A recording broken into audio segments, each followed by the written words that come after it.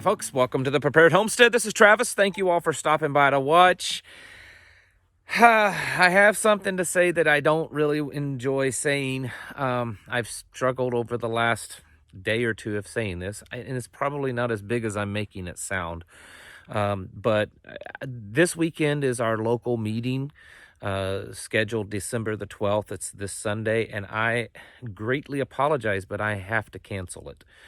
Or postpone it. I don't have a date set yet, to a new date, and I know that there's people that are planning on coming. You know, we average between 200 and 300 people a meeting, and I'll get to why I can't do it here in a minute. But I want to start off by saying, I deeply apologize. It's just not going to be able to be pulled off this time around.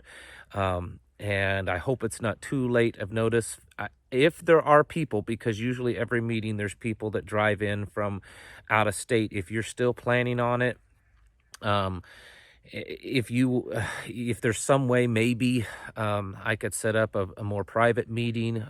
If there's more than one family that we're planning on coming in from a distance, maybe I could schedule a time Sunday or Monday to meet privately with all of you to talk about things. I don't know. I just don't think it can be pulled off. And here's the reason why. I've told you a few times, talked about how we've been really busy around here lately, and we have been just super, super busy. And all that kind of got a lot worse over the past week. Basically, everyone in the family is sick, and has been sick for a week or so. I know the immediate thing everyone's going to think it's the convids. And I don't believe that's it. No, we haven't been tested. I'm fine, but no one else has been. And the reason is because they don't have any of those symptoms.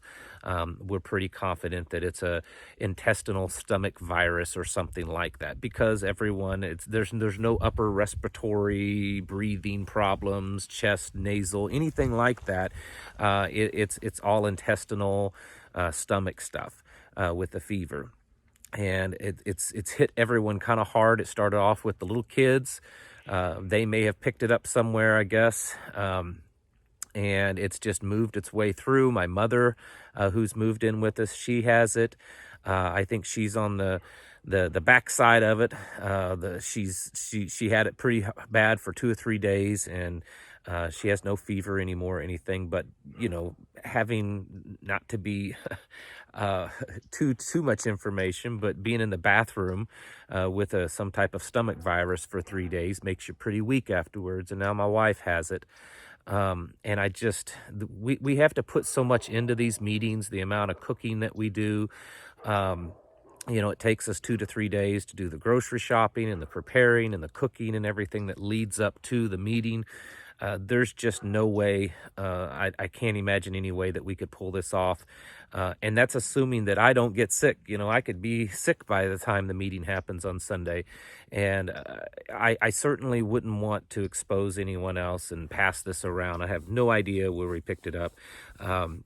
But it's not been pleasant for any of them. And on top of the stuff that I've already been busy doing with everyone being sick, I've kind of been really busy taking care of everyone too, and helping with that. So unfortunately, and I really hate to do this, I have to cancel the meeting.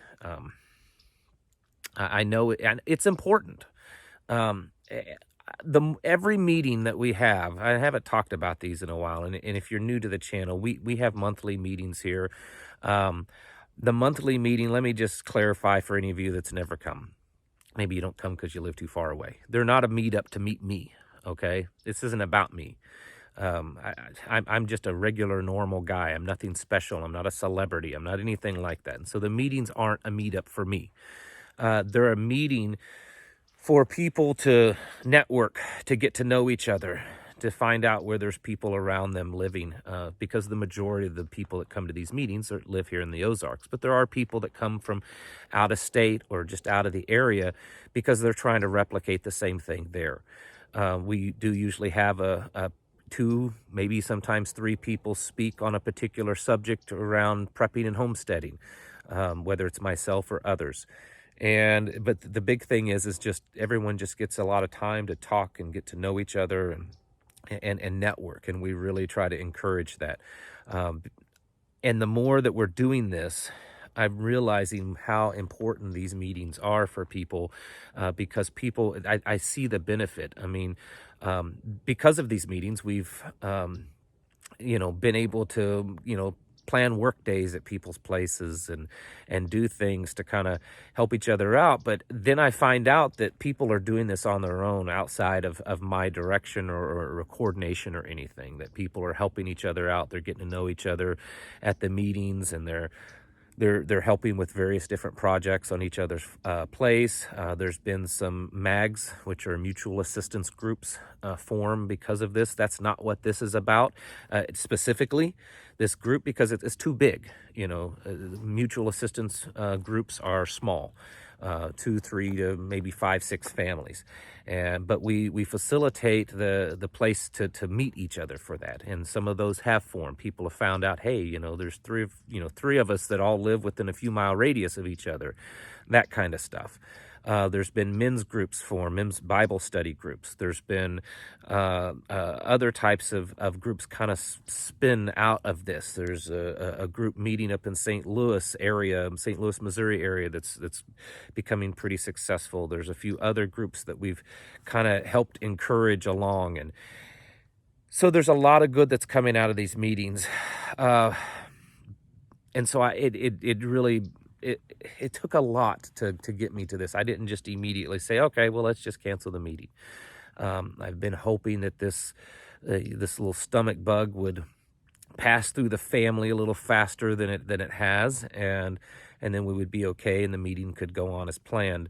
But I don't think it could happen, and I would be too afraid that other people could get it. And while I don't believe it's life-threatening in either way. I mean, my mother, she's in her late 60s, and while she was quite sick with it, she's doing fine. She'll be okay. She's just in that recuperation stage. You know how it is if you've ever had something like that lasts 2 or 3 days.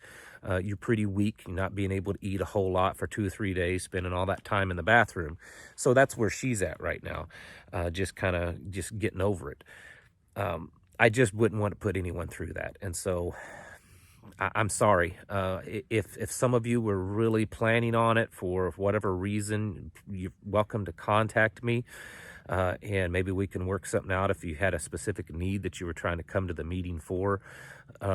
And then, of course, I'll be putting this information out in every way that I can. Our email list that I have for local people, and we have a text message list that I send out, automated text messages. I'll do that, and on the Telegram group and on the TPH Network website, all over. So I apologize. Now, I want to just get something in that's not related to the meeting, that something that did come up in the news that I did want to share.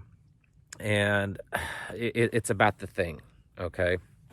And if some of you, you know what, according to what's the official narrative, it sounds like that they don't really want to force it on people, even though they have issued mandates.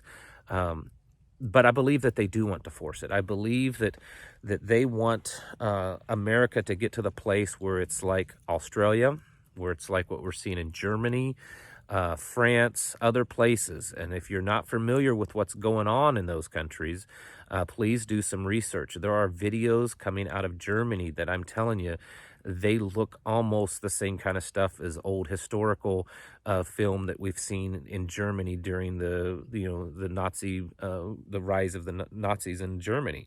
The stuff that the police are doing over there is kind of horrific. And then, of course, in Australia, they're doing that, and they're putting people in quarantine camps. I mean, they're flat out doing it, out in the open, and bragging about it. Well, I want to show you this little clip of Dr. Fakey, your favorite person. And he's talking about that. And basically he says, we hope that everyone would do it voluntarily. We would hope that everyone would. But we're going to just make everyone do it because it's for the greater good. I mean, that's pretty much what he says. I'm going to play this little clip here. So I would prefer, and we all would prefer, that people would be voluntarily getting vaccinated. But if they're not going to do that, sometimes you've got to do things that are unpopular, but that clearly supersede individual choices and are directed predominantly at the communal good. And that's what we're talking about when we're talking about requirements. All right. So that's what we have to deal with. I think it's coming. I mean, I know that we have a constitution. We have rights that are different than a lot of countries. So that's a little bit of a hurdle to overcome, but I'm sure that they can figure out ways to do it. And they've shown that they have that motivation to get around it somehow. Right now, I think probably the best thing is getting different states. Will every state, do some type of mandate? Well, probably not. There's a lot of states that wouldn't. But we'll see more and more of them. New York's done it, and we'll see others have, statewide mandates. I think this is what's coming. There's been, over the past few months, information kind of leaked out of the White House that is in fact what they want. I've mentioned an article numerous times here, an article talking about how the Jill Biden has been a big proponent of having Australia-type lockdowns and mandates in the White House. She's been a big voice for that. What does that mean for us? I don't think I have to tell you what that means for us. You can kind of imagine what that means for us on your own. I guess the bigger question is how will Americans react to that? We have seen some major protesting going on in Europe because of these mandates, but it doesn't seem to have done much of any good because they're just cracking down harder and harder. Same way in Australia and Canada. I'm not aware of a whole lot of protesting, a little bit, but not anything recently that I'm aware of. But this is America. This is the people. We're the people that go around the world bragging about our freedom and our rugged independent spirit. And then these kind of rules come along, these mandates. We'll see how it's handled. When would this happen? I don't know. But I have a feeling that's what they want, and they're trying to get enough of the population to want it. And the way the polling looks, a good portion of the population want this. So buckle up, folks. I know that Dr. Fakey may not know everything and may not speak for every part of the government, but usually he's the guy, I think, through all this, that he gets out there and kind of lets everyone know what's coming down the pike. And so here he is talking about that, yeah, we're just going to have to make everyone do it whether they like it or not, and forget your freedoms.